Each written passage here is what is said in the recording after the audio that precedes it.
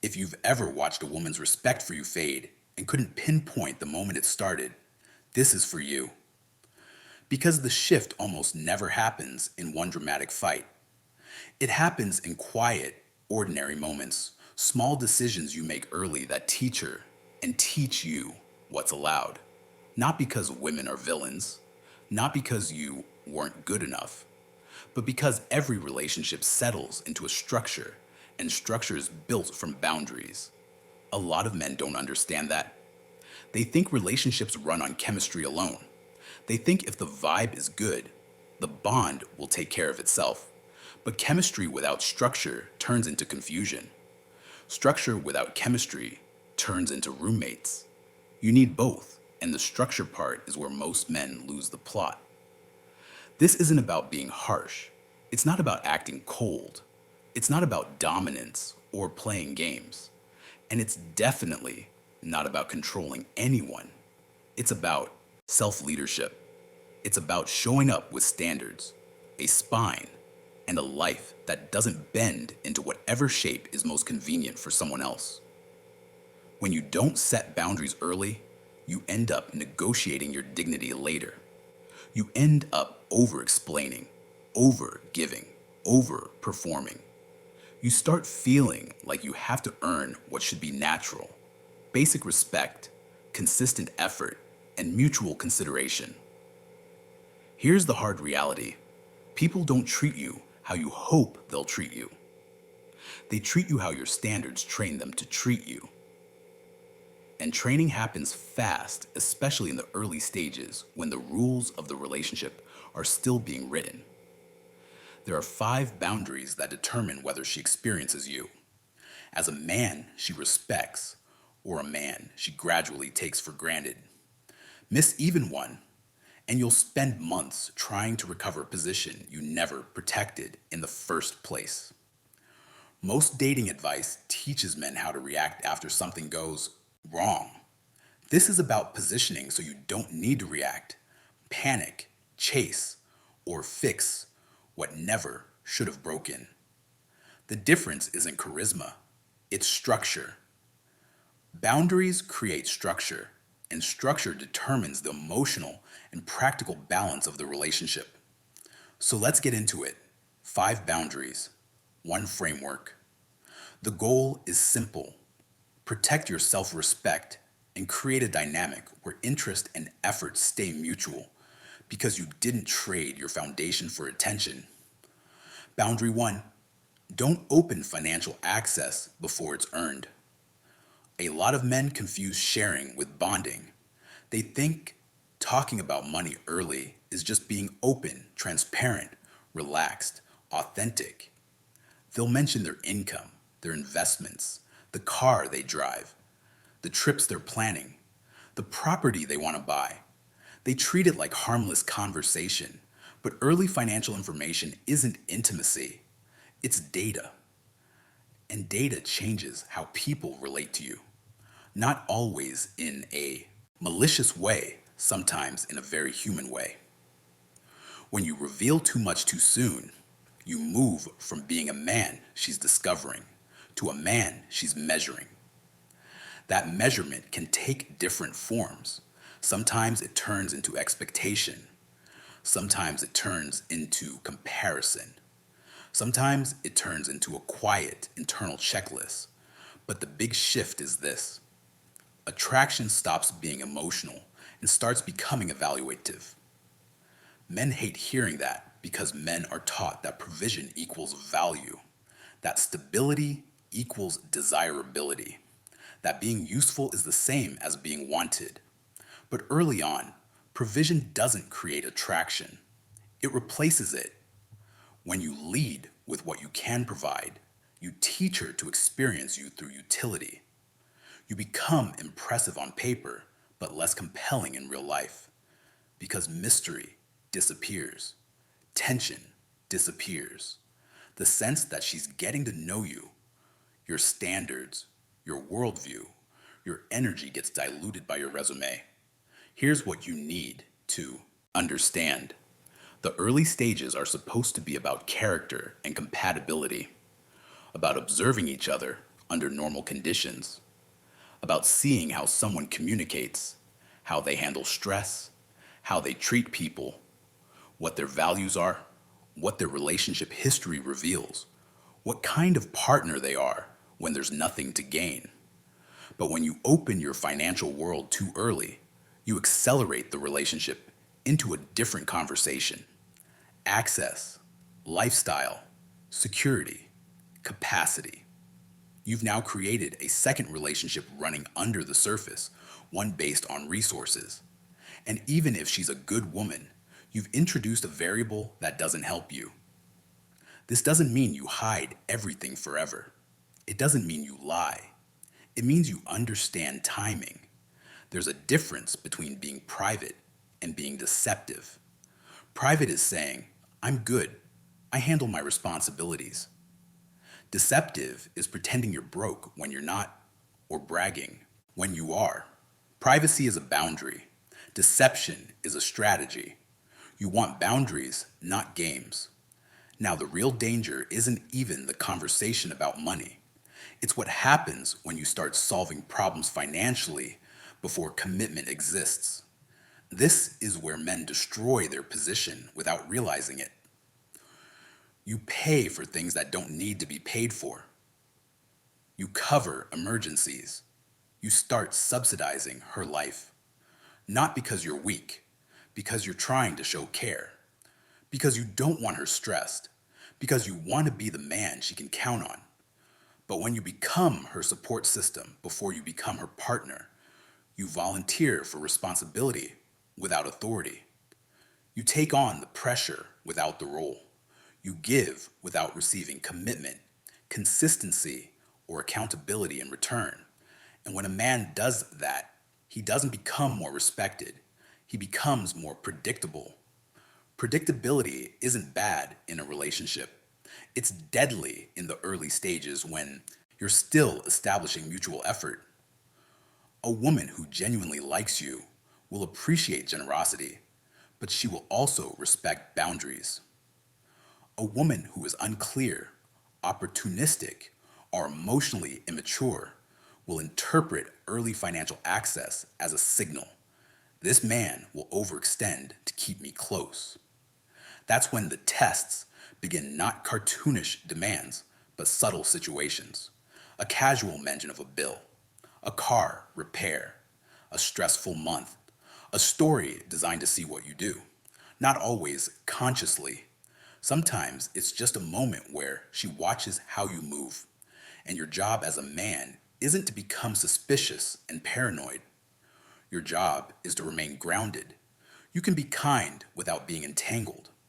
You can be supportive without becoming responsible for problems you didn't create. You can say, "That sounds stressful. I hope it works out," without reaching for your wallet to prove your worth. If you feel the impulse to rescue early, pause and ask yourself, am I doing this because it's aligned with my standards or because I'm afraid her interest will drop if I don't? That question alone will save you, because when generosity is motivated by fear, it becomes a contract you never agreed on. I give you resources, you give me affection. That contract is unspoken, unfair to both of you, and it always collapses. Either you resent her or she loses attraction, or both. So the boundary is simple. Keep finances private early and do not become a financial solution before there's a commitment. Let attraction build on who you are, not what you can fund. A healthy woman won't be offended by this. She'll respect it.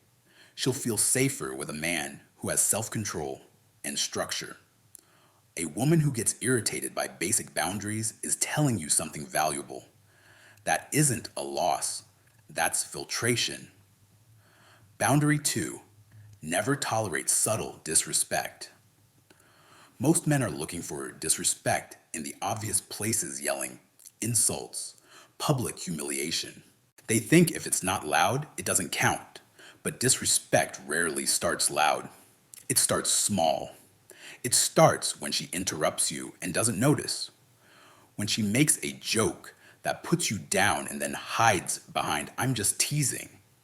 When she rolls her eyes at something you care about. When she speaks to you in a tone she wouldn't use with someone she respects. When she treats your boundaries like inconveniences instead of standards. None of these moments feel big enough to confront. That's why they work. Because what's being tested in those moments isn't your temper, it's your self respect. People, not just women, push to find the edges of what's allowed. That's not cruelty, it's human. It's how dynamics form. Like water testing cracks pressure increases where there's no resistance. A lot of men confuse being calm with being passive. They think staying silent makes them look mature. They think calling it out makes them look insecure. But silence in the face of disrespect doesn't communicate maturity. It communicates a permission. Here's a common scenario. You're out with her, maybe with friends. Something comes up, and she lightly devalues you. He's so clueless sometimes. He's fine when he behaves. He's not exactly the smartest, but he tries. People laugh. She laughs. You smile because you don't want to make it awkward. In that moment, a line was crossed. Not because she made a joke, but because she lowered your status publicly and watched what you did next. And if you say nothing, you just taught her that she can use you as entertainment. You also taught everyone else in the room how to see you. Because social dynamics are real.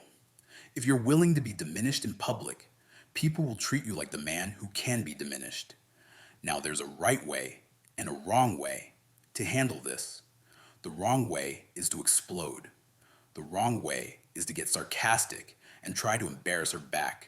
The wrong way is to start a fight in front of people. That doesn't show strength. It shows emotional reactivity. The right way is calm and direct, short, clean, no lecture, no anger performance. Something like, "Don't talk about me like that," or "I'm not the punchline," or "We're not doing that." And then you move on. You don't negotiate. You don't defend yourself. You don't try to convince her. You simply set the standard. A man who can do that is rare because it requires self-respect without ego. It requires you to care about your dignity more than the mood in the room. And here's what happens when you do it. The frame resets. If she respects you, she'll adjust. She may even respect you more because you didn't get emotional. You got clear. If she's the kind of woman who needs a man with no standards so she can feel powerful, she'll get irritated. She might call you sensitive. She might try to turn it into a joke. That's information. The goal isn't to force someone to respect you. The goal is to live in a way that makes disrespect costly because it doesn't get access to you. That's what standards are. Standards aren't what you say you want. Standards are what you enforce. Boundary 3. Don't make your time freely available just because you like her. A lot of men sabotage themselves because they think availability equals interest. They think being quick, flexible, and always down to see her proves that they're serious. So they start rearranging their life. They cancel plans. They skip the gym. They move commitments. They stay on standby. They keep their evenings open just in case. They become reactive. And it feels romantic in your head. I'm prioritizing her. But from the outside, it looks like you don't have a life that stands on its own. Women don't evaluate men in isolation. They evaluate the life around him. They ask, often subconsciously, does this man have direction? Does he have purpose? Does he have standards? Does he have discipline? Does he have responsibilities he actually honors? Because a man with no structure is not a safe bet. Not because he's a bad person, but because he's unstable. He's easily pulled off course. He can be influenced, swayed, and controlled by whoever has his attention. And here's the paradox. When you make her the center too early, she doesn't feel cherished. She feels burdened because now she's responsible for your emotional weather. If she replies slower, you spiral. If she's busy, you feel ignored. If she wants space, you panic. That's not love. That's dependence. What's attractive is not being busy. What's attractive is being anchored. A man with an anchored life doesn't need to fake scarcity.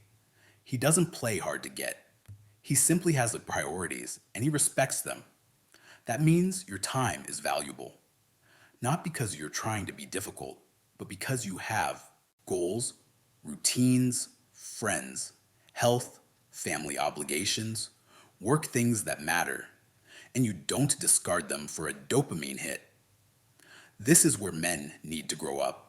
If you're canceling your life to chase a woman you barely know, you're not showing devotion. You're showing a lack of identity. So what does this boundary look like in real life? It looks like planning dates instead of hovering. It looks like saying, I'm free Thursday, instead of whenever you want.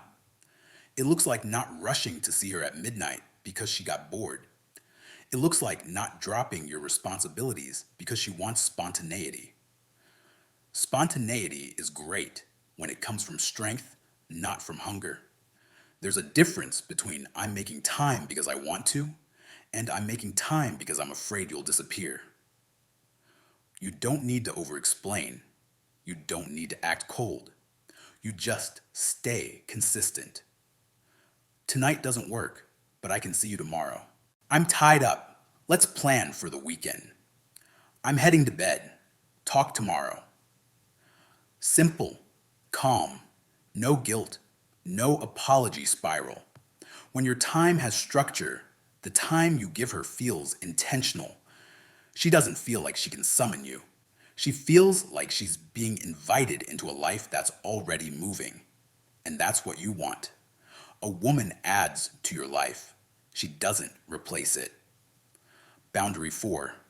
Don't become her emotional dumping ground before she commits. This is one of the most dangerous traps because it looks like connection. She opens up early. She tells you about her ex, about trauma, about family issues, about how she's been hurt, about how no one understands her. There are tears, late night calls, long messages, heavy emotional weight. And you think, this is intimacy. This is trust. Sometimes it is. But often, early emotional intensity isn't intimacy. It's unprocessed baggage looking for a landing place. And men, especially men who want to be good men, step right into it. They listen for hours. They reassure. They advise. They become the steady presence. They become the emotional regulator. But if you carry someone's emotional world before they've chosen you, you create a lopsided dynamic. You give stability, she gives chaos. You give consistency, she gives uncertainty. You give care, she gives crisis. And slowly, you get assigned a role you didn't audition for. Therapist, counselor, emotional support system. Here's the painful truth. Being safe is not the same as being desired. Safety is essential in a real relationship. But in the early stages, if safety is all you offer, you become a container, not a partner. A place she goes when she's overwhelmed, not the man she chooses with clarity and enthusiasm. This is not about being cold or dismissive. It's about pacing. Healthy emotional intimacy is mutual. It grows as investment grows. It's not a flood on day 3. If she shares something heavy early, you can acknowledge it without taking responsibility for it.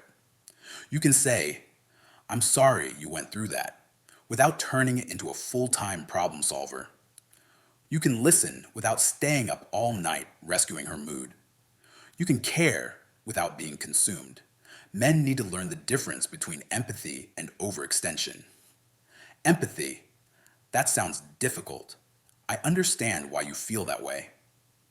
Overextension. Let me fix this. Let me carry this. Let me be your emotional lifeline. If she's constantly in crisis early, ask yourself what kind of relationship you're building. Because if the connection is fueled by chaos, it will require chaos to stay alive. A stable relationship can't be built on emotional emergencies. So your boundary is this: you do not become an on call emotional dumping ground before commitment. You don't allow bonding to be defined by how much pain you can absorb. If she's a healthy woman, she will respect this. She'll still be open, but she'll also regulate herself. She'll have friends, coping skills, therapy, routines, tools that don't rely on you as a crutch. If she reacts by guilt tripping you, accusing you of not caring, or demanding unlimited emotional access immediately, that's not intimacy. That's control disguised as vulnerability. You want a woman who can share her heart without making you responsible for it. Boundary 5. Don't panic when she pulls back. This is the moment where a lot of men undo everything. Things are going well. The energy is good. Then she gets quieter. Responses slow down. Plans become vague. The warmth fades and men panic. The panic shows up in predictable ways. You fill the silence. You text more. You reply faster. You start checking in. You ask, is everything okay? You try to explain yourself. You try to lock in plans. You increase effort, and it feels reasonable because you're trying to save something. But here's what you're actually communicating: I need your attention to feel stable. That kills attraction because attraction requires some degree of emotional self sufficiency, not emotional unavailability, self sufficiency. When you increase effort in response to her withdrawal, you reward withdrawal. You train imbalance. You teach her, when you do less, I do more. And once that pattern sets in, you'll spend the rest of the relationship trying to earn basic reciprocity. Now, pulling back doesn't always mean she's testing you. Sometimes it means she's busy. Sometimes it means she's stressed. Sometimes it means her interest is fading. Sometimes it means she's unsure. But your response should be the same. Stay grounded. Grounded doesn't mean you become cold. It means you don't chase uncertainty. If she's quieter, you match the energy without hostility. You give space. You keep living your life. You remain polite, direct, and calm. You don't punish her. You don't plead. Here's the principle: never try to close distance with anxiety. Because anxiety is not attractive. Anxiety is not leadership. Anxiety is emotional dependence disguised as effort. Space does what effort cannot. Space reveals truth. If she's genuinely interested, space gives her room to step forward. She'll recalibrate. She'll reach out. She'll make it easier again. If she doesn't, then you didn't lose her. Because you didn't chase, she was already halfway out. Your boundary simply made that reality visible sooner. Men need to stop fearing that space automatically equals loss. The real loss is when you abandon your self-respect to keep someone's attention. You don't win by proving you can tolerate inconsistency. You win by requiring consistency. And requiring consistency doesn't mean demanding it with speeches. It means you don't reward the opposite. You don't overinvest into someone who is underinvesting. You don't negotiate against yourself. If she returns, great. If she doesn't, you didn't fail. You avoided a relationship where you'd be chasing from the start. That's not bitterness. That's clarity. Bringing it together. This isn't dating advice. It's a system. These 5 boundaries aren't random tips. They're a framework for protecting your identity while dating. Control financial access so attraction isn't replaced by utility. Shut down disrespect early so your dignity doesn't become negotiable. Guard your time so your life stays anchored and your attention stays intentional. Pace emotional intimacy so you don't get assigned the role of caretaker before partner. Stay calm when she pulls back so you don't reward distance with desperation. Together, these boundaries create something most men are starving for: a relationship dynamic that doesn't drain you. And notice what's underneath all of it. You're not trying to control her, you're controlling you. Your standards, your availability, your investment, your emotional posture. That's what mature masculinity looks like. Not aggression, not games, not trying to outsmart women. Self-command. The right woman will not be turned off by this. She will feel safer with you because you are consistent, grounded, and self-led. A woman who only feels comfortable when you're overgiving, over-explaining, and overextending will drift away. That isn't loneliness. That's selection. Boundaries don't make you harder to love. They make it possible for the right person to love you without you shrinking, scrambling, or selling parts of yourself for approval. If there's one line you remember, make it this: you don't gain power by demanding more from women. You gain strength by requiring more from yourself. That's the shift. When you can hold your frame, protect your life, and date from self-respect instead of fear, you stop feeling confused. You stop second-guessing. You stop performing. And you start attracting relationships that don't require you to abandon your grounding. If this hit you, don't let it stay theoretical. Pick one boundary you've been violating, just one, and tighten it this week. Watch what changes. Watch who respects it. Watch what falls away. Your life gets simpler when your standards get clearer. And most importantly, never trade your dignity for attention. Attention is cheap. Respect is everything.